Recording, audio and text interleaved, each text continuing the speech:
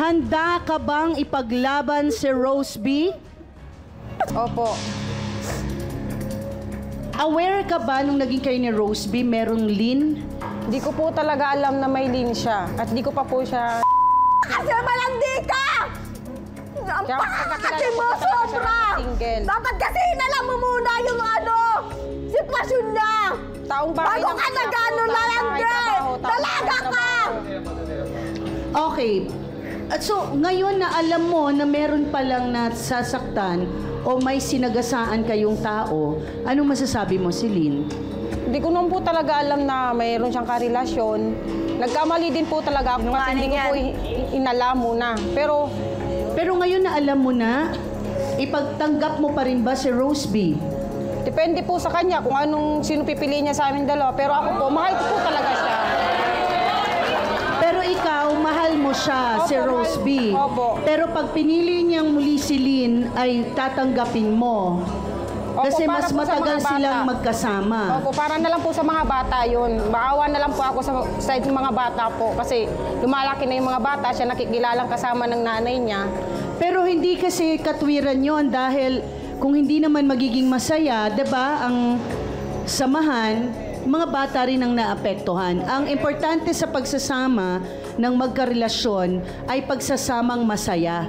Para yung environment ng mga taong nakapalibot sa inyo, kung may mga anak man tayo, ay masaya ang kanilang kinalakihang environment and harmonious, tahimik, no, na, 'di ba, maayos.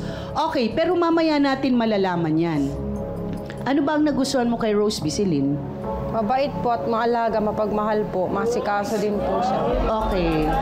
Hindi ka ba natatakot na ang ginawa niya kay Lynn ay maaaring gawin din sa'yo? Sorry, Rose B, kasi itinago mo eh. 'Di ba? Itinago mo. Naintindihan ko hindi mo kayang diretsahin dahil naaawa ka. Pero ang mga ganun kasing katwiran, lalo nang marami tayong, 'di ba, nasasagasaang tao. Tanungin muna natin si Sheila na nandyan. Eto ba yung babaeng nakita Yan mo? po yun. Yan yun.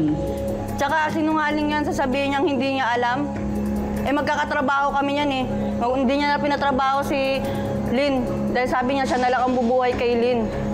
Eh ako po, umalis na rin po ako dun sa trabaho. Nakita ko po sila nung February 14 sa SM. Celine, sorry wala ka ba talagang alam yung totoo? Wala po talaga. Magkatrabaho kasi daw kayo ni Sheila, tama ba? Okay. Rose B, walang alam, hindi mo sinabing may kinakasama ka? Hindi po, kasi anong time na po yun, nakikipag-iwalay na po ako sa kanya.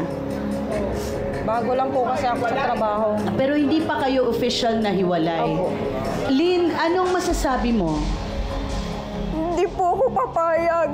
Ipaglalaban ko po siya, lalo na't napamahal na po yung anak ko sa kanya kasi nangako siya. Lynn, paano kung hindi ka na gusto? Hindi po talaga papayag. Sobrang mahal ko po talaga siya. Kaya nga po hindi na ako nag-asawa ng lalaki, hindi na ako nagmahal ng lalaki kasi siya na nga po talaga eh. Tapos ganun pa yung gagawin niya sa akin. Sheila, anong gusto mong sabihin sa sinasabi ni Lynn? Hindi mo deserve yung ganyang tao, be.